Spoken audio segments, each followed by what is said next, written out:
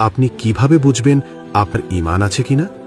নিজের মধ্যে কিছু লক্ষণ দেখলে আপনি বুঝতে পারবেন আপনার ঈমান এখনও আছে।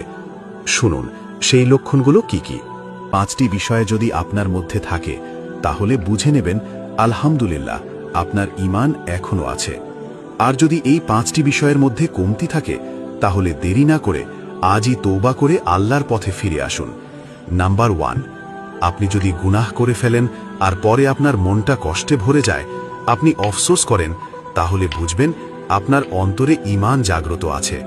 নাম্বার 2, যদি কখনো নামাজ মিস করেন আর আপনার মন হয় আজ কিছু একটা খুব গুরুত্বপূর্ণ মিস হয়ে গেছে, তাহলে বুঝবেন এটা ঈমানের শক্তিশালী আলামত।